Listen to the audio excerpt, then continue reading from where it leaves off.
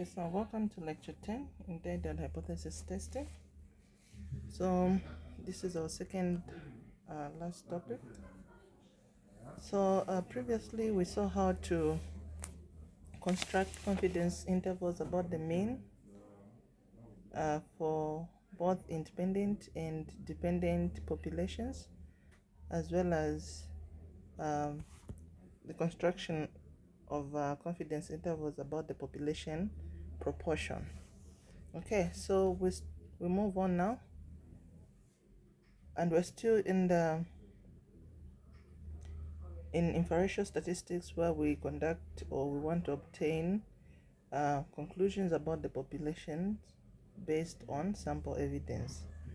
Okay, so just going to go straight into the steps of hypothesis testing, and I'm going to explain each step. So the first step is to formulate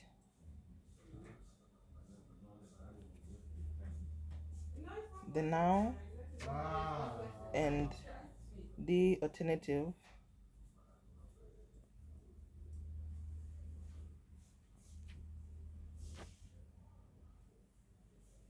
Okay, so you formulate the null hypothesis and the alternative hypothesis. So a hypothesis is just a claim. Okay, so the null hypothesis is the claim that exists on the ground. Okay, this is the claim that could be rejected or accepted. Okay, so the null hypothesis, we denote it by H naught. So if it's about the population mean, you have to put mu. So if you're saying that the average mark in the mids for QM was 60%, so you're going to denote that as mu is equals to 60. So that is the claim. The average mark is 60%. Okay. The null hypothesis can also take the form of having a greater or equal to 60, or we can denote it as mu is less or equal to 60, depending on the claim. So if we're saying that the mean mark is greater than 60, then we have that second option. If we're saying the mean mark is less than 60, then we have the last option. So the null hypothesis only takes the equal sign, greater or equal or less or equal. Okay, nothing else. So this defines, or it states, the claim that exists on the ground. Okay, so then the second part is to formulate the alternative hypothesis. The alternative hypothesis is denoted by H1, sometimes HA. Okay, so the alternative hypothesis is just the opposite of the null hypothesis. For the first case where we're saying that the mean mark is 60, our alternative will be mean mark is not equal to 60. Okay, and if we had said that the mean mark is greater or equal to 60, then the alternative will be mean mark is less than 60. And for the last case, we'll have the mean mark being greater than 60. Okay, so if you take a look at the alternative hypothesis, it doesn't have an equal sign. So it only takes those three forms. It will either have a not equal sign, less than, or greater than sign. So you have to put, or you have to formulate these two hypotheses. Okay, so we have the null and alternative, depending on the claim that you have been given. Okay, then the second step in hypothesis testing is to specify the desired level of significance.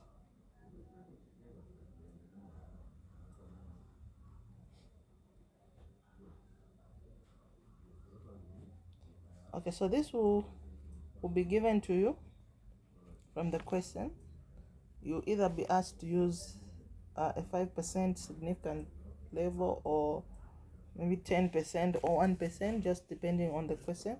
So we just denote the level of significance as alpha. So you say for 5%, you have to say alpha is equal to 0.05. So you have to put it in terms of a decimal.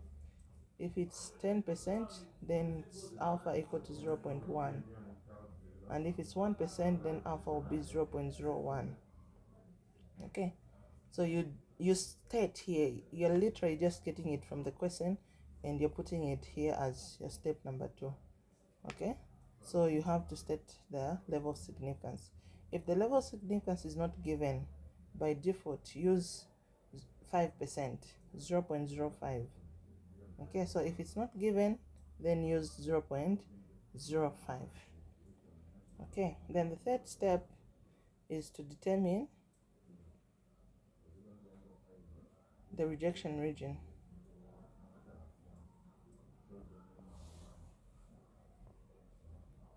Okay, so here for you're going to see as we go on that you can use either a Z table or a T table in hypothesis testing. So one thing that is very important is to take note of the critical value. We denote it as Z alpha or T alpha if you're using the T table. Okay, so Z alpha, it just means that value that determines. Okay, so let me just get to another page.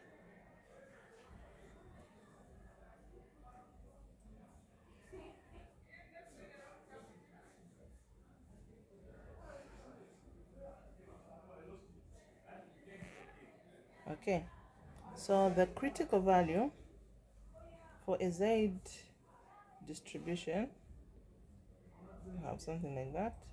On the other side, it's negative. Okay, so this is the value that determines your acceptance and rejection region.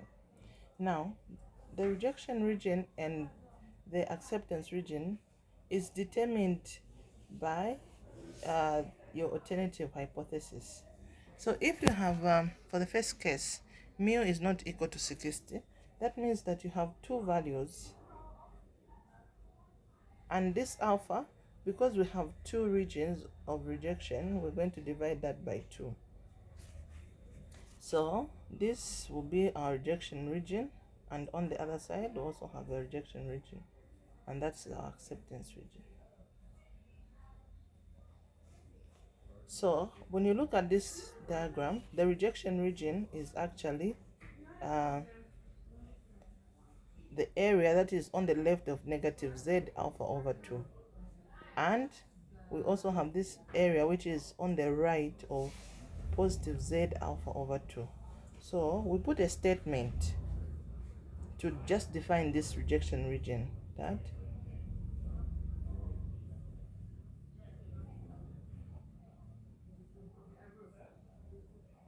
we reject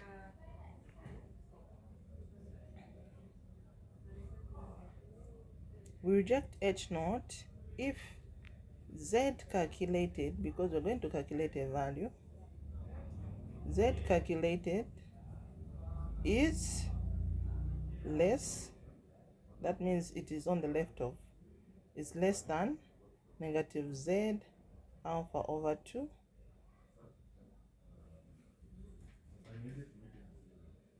okay, Z alpha over 2,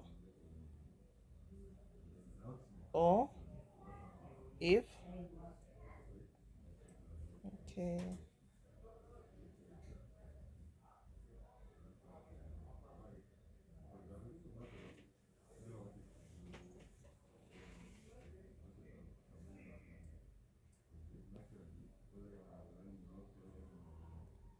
or if Z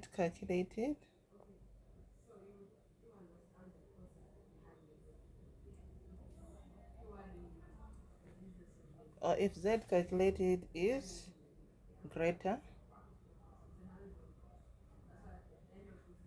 than Z alpha over 2. So all that we have done is just to define the rejection region. So if our Z calculated is either on the left of minus Z alpha over 2 or on the right of positive Z alpha over 2, then we're going to reject. Remember, we have a 0 there. Okay, so that is our rejection region for the first case. Okay, if uh, we had an equal for the null hypothesis and not equal for the alternative hypothesis. If we had this case where we have a greater or equal to 60 and mu less than 60, then the rejection region, of course, is determined by the alternative hypothesis. So we're going to reject H naught if our calculated value is less than 60. Okay, so here we're going to set this: reject H naught if Z calculated is, the sign there on the alternative hypothesis is a less than, so we're also going to put a less than here, less than negative Z alpha. So that means that the rejection region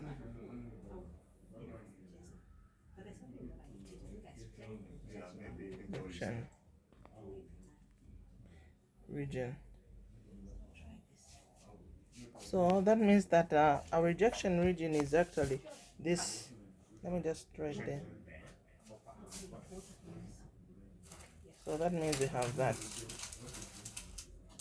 But because we just have one side, we're not going to divide this alpha by 2. We just leave it as Z alpha. Okay. Now for the other case where we have the alternative having a greater sign, then we're going to have this statement: we reject H naught if Z calculated is greater. So that is our rejection. Okay, so it's greater than Z alpha. So this is now a positive Z alpha, which just shows this region. So this is our rejection region.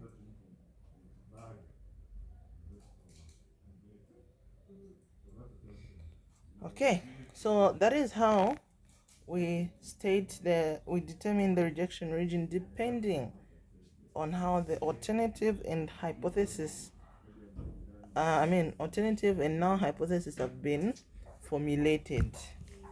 Okay, so the fourth step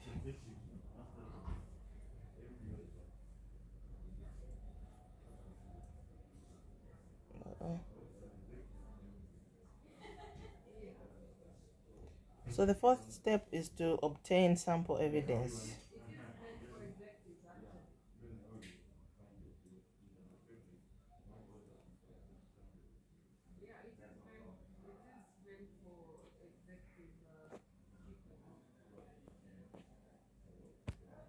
So we're going to obtain sample evidence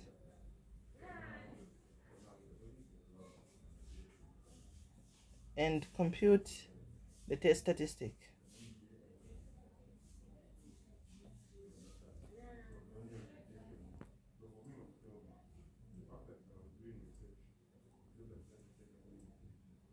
Okay, so here, depending on the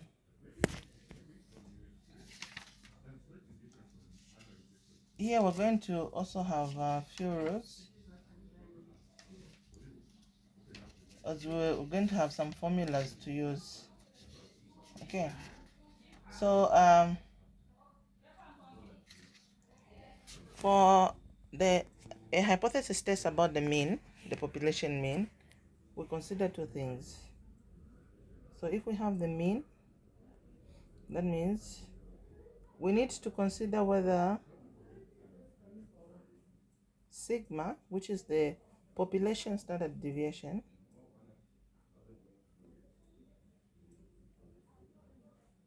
whether it's known or unknown.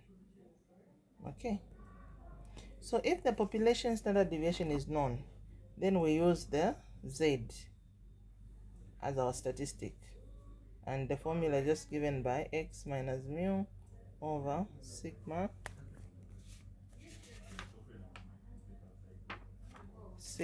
so that is x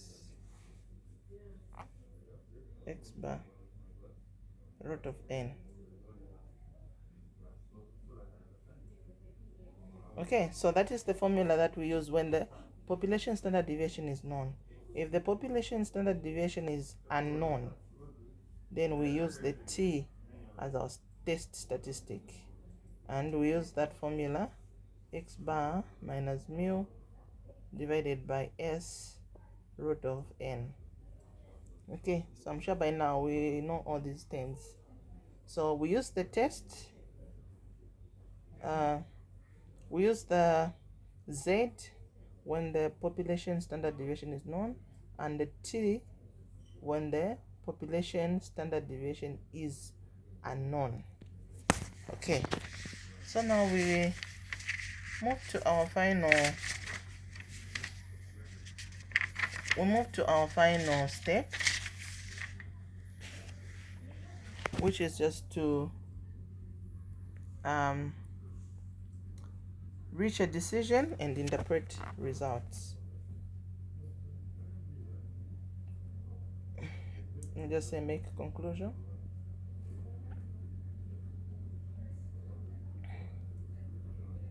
So here the conclusion is either to accept H naught or fail to accept H naught. Make a conclusion and interpret results. So here on interpreting results, we have a statement that we put across. If you are rejecting H naught, okay, if you are rejecting the null hypothesis, that means that you are not agreeing with the null hypothesis. Okay, so we put up a statement that we have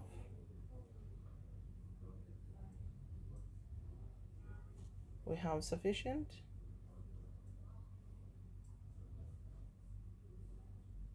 okay, so we say we have no sufficient evidence to conclude that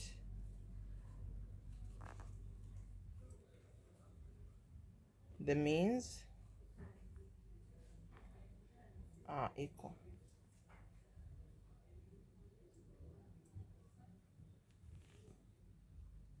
Okay, actually here, since we just have one mean, for example, the one that we said that the average mean mark is 60, so we're going to say we have no sufficient evidence to conclude that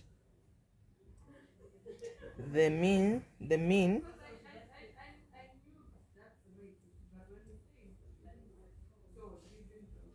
is equal to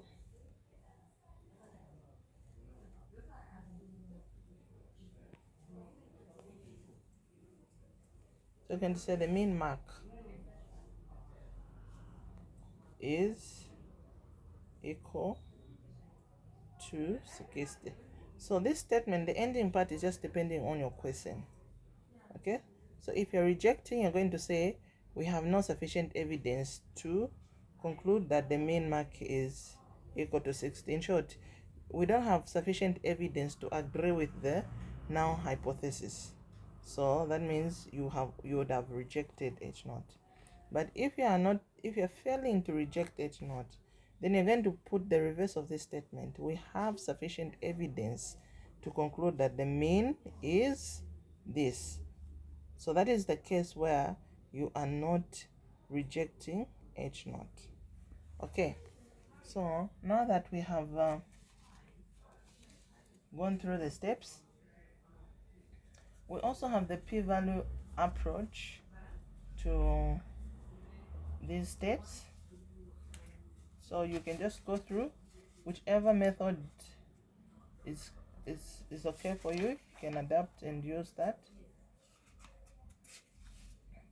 So now move to an example.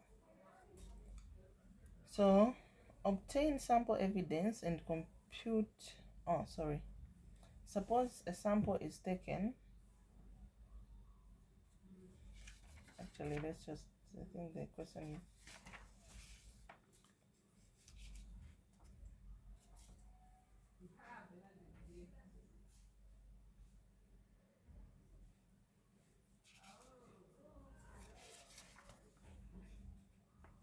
Okay. So the question is, test the claim that the mean number of TV sets in Zambian homes is at least 3. Test the claim that the mean number sets of TV sets in Zambian home is at least 3. Okay, and assume sigma is 0.8. So let's just take down what we've been given first. So we need to test that the mean number of TV sets is at least 3. Sigma is equal to 0.8. And then we are told that suppose a sample is taken so that the sample size is 100 and x bar is 2.84. Okay, so this is the information that we've been given. So of course we'll go through the steps. The first will be to formulate the null and alternative hypothesis. So the null, what is the claim that exists? So the claim is that the mean number of TV sets is what? At least 3. But that at least 3, we have to put it down mathematically. So at least to be greater or equal to 3. So that means H naught, we have mu greater or equal to 3. And we know that our alternative hypothesis is just the opposite. So the alternative will have a mu less than 3. Okay, we have not been given the level of significance, so that means we assume 0.05. Okay, then after stating the level of significance, we have to determine the rejection region. Okay, so we need to know whether we're using the Z or the T. Here, the population standard deviation has been given, so that means we're using the Z. So look at what we have on the now. The alternative hypothesis. So we have that. Our rejection region will be on the left. So Z alpha. So here when you're stating the rejection region, you have to state this Z alpha. So Z alpha, we know it's now Z 0.05. So you get to your table.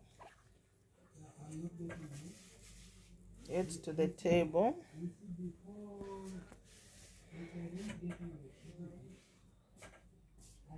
The normal table.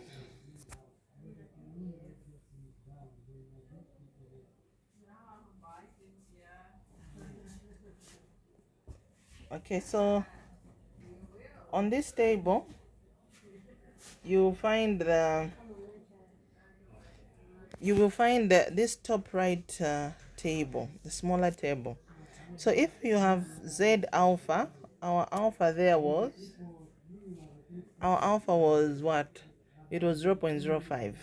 So that 0.05, turn it into a percentage, it becomes 5%.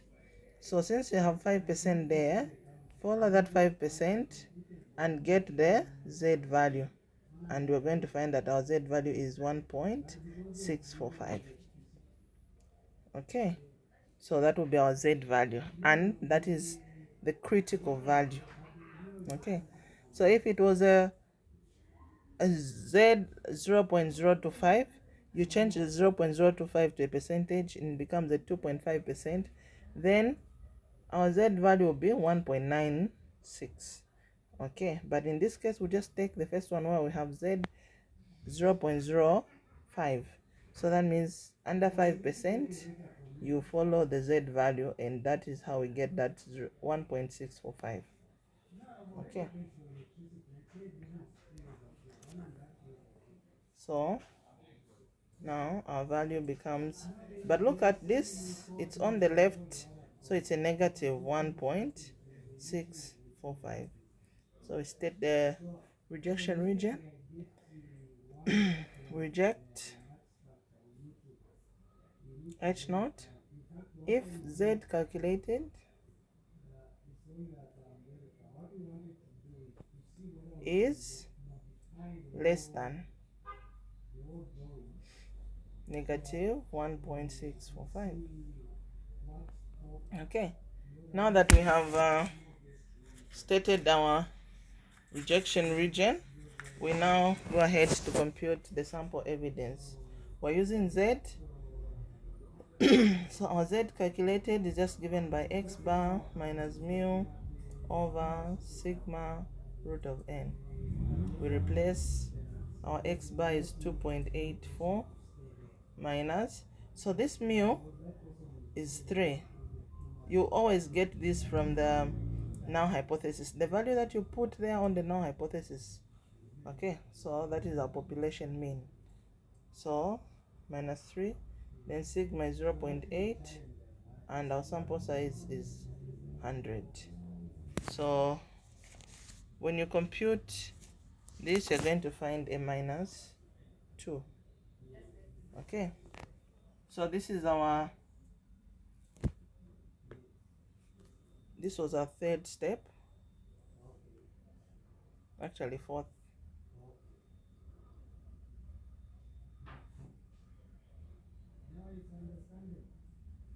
Okay, so let's make a conclusion and interpret the results. So here, is this minus 2 in the rejection region or acceptance region? Minus 2 is less than minus 1.645. So that means it's in the rejection region. So we reject H naught. Let's, after that, say reject H naught since minus 2 is less than minus 1.645. Okay, so you have to state the reason why. The reason for rejecting or failing to reject H naught. Okay, so what do we conclude? Our interpretation, we are rejecting H naught, that means we are not agreeing. So we're saying we have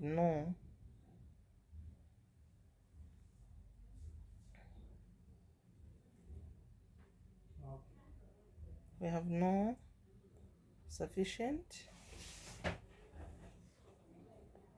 evidence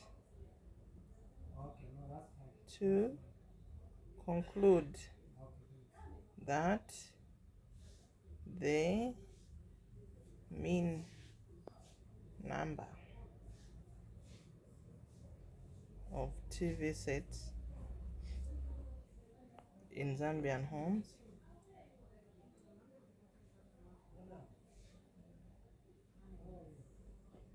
is at least 3. Okay, so that's our interpretation, and that's where we're going to end. So this is how we carry out a hypothesis test about the mean when the population standard deviation is known. If the population standard deviation is unknown, we use the T. So all the steps will be similar. Except for step 3 and 4.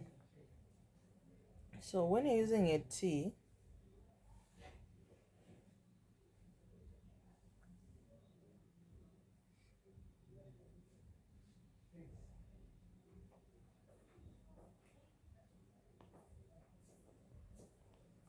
so for a T as our test statistic,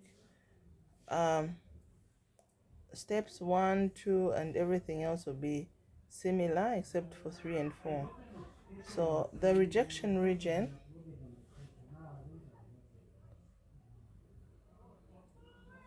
Okay, so for the rejection region, it will be, it's all dependent again on the alternative hypothesis.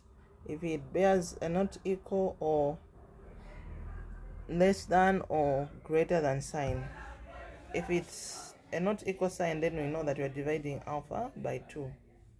Okay, if it's equal, then we're going to divide not, I mean, if it's just greater or less, then we'll just have T alpha. So the T alpha, T, we get it, the T value is obtained by the first the degrees of freedom and our alpha. Okay, so again, for the previous example, okay, no, let me just use another example. If our n was 20 and alpha was 0.5, then T alpha, we know that if n is 20, then our degrees of freedom will be 19. So you know how to read the T table. So you just get the value as 19 and 0.05.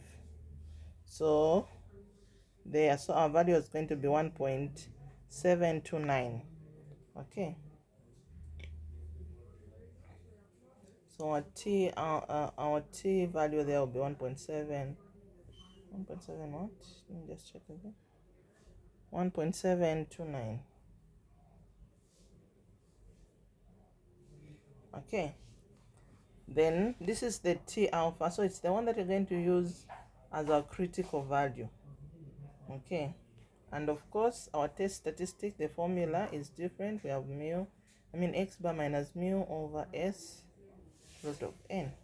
So this is the only difference. That's how you obtain your T value. Then depending on what you're going to find as your T calculated, you either reject or fail to reject H naught. Okay, so that was on hypothesis testing for the population mean. Okay, so we move on now to hypothesis test for proportions, population proportions. We know the population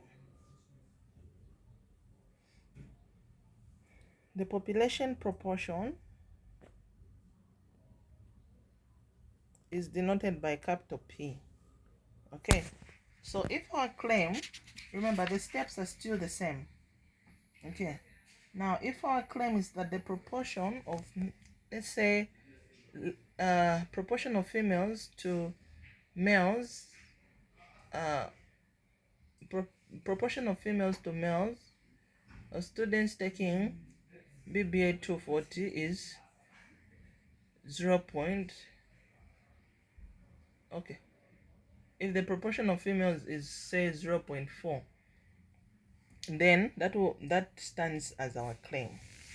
Okay, so then our H naught would be, now we won't use mu, but we'll say P is equal to 0.4.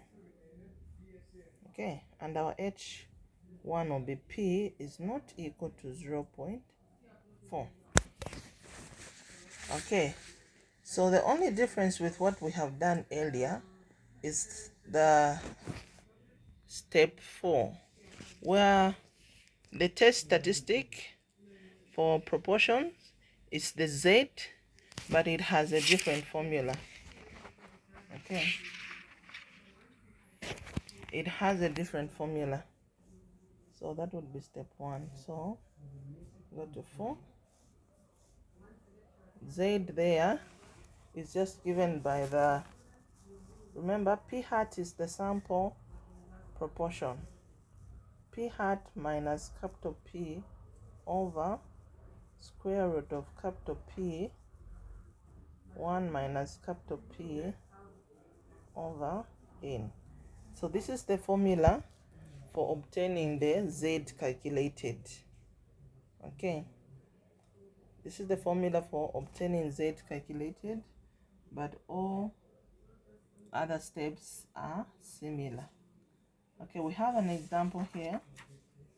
A marketing company claims that it receives 8% responses from its mailing. To test this claim, a random sample of 500 were surveyed with 25 responses. Test at alpha equal to 0.05. Okay, so we have a claim. The claim is that the responses are at 8%. Okay, so we start our step-by-step solution. 8%, our proportion has to be in decimal, so 8% will be 0.0.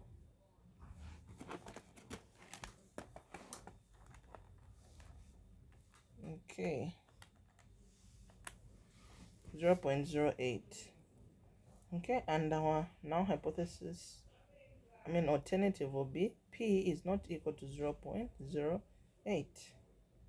Second step, we state our level of significance, which is just 0.05. Then we're going to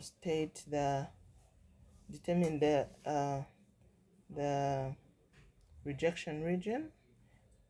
Now we have a not equal sign there, so that means we have two rejection regions. So we're going to divide our alpha by 2. So the shaded regions are the rejection region, but we need to find this Z alpha over 2. So this is Z 0.05 divided by 2. So let's get to that. 0.05 divided by 2 gives us Z 0.025. So we now move to that table. The table, on the standard normal table, this smaller table, so 0.025 is 2.5%. So that means that our Z value is 1.96. So this will be 1.96. So we have negative 1.96 there and a positive 1.96 as our critical values.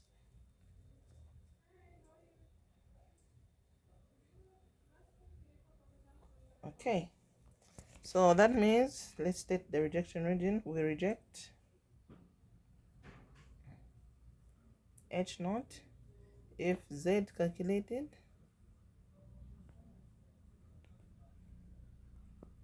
is less than negative 1.96, or if Z calculated is greater than 1.96. Okay, so we've stated the rejection region, and now we move ahead to find our sample evidence. So our P is 0.08. Okay, so what is the sample proportion? Sample proportion will be 25 over 500, because the people that the responses were 25 and the total random sample was 500. Okay, so 25 over 100 will be P hat. Just write it properly. Okay, so let's find our Z, and our N of course is 500. Z will be P hat minus the population proportion over the population minus 1 minus that N. So you replace the values and you're going to find minus 2.47. So what is our conclusion? Minus 2.47 is less than minus 1.96. So we reject H naught. Reject H naught since minus 2.47 is less than minus 1.96. Okay, so what is our interpretation? We are rejecting, so we have no sufficient evidence that the proportion. Okay, so we have to get back to the question.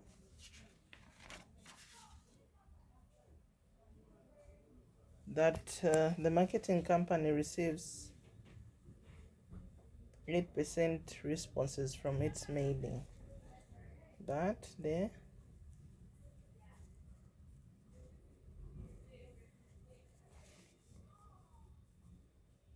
company receives 8% responses from its mailing.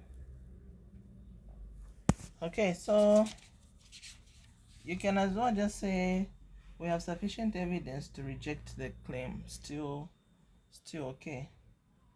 To reject the claim that the company to reject the company's claim of 8% response rate. Okay, so this is where we're going to end on hypothesis testing, and our next lecture will be our final lecture on analysis of variance. Okay, thank you so much.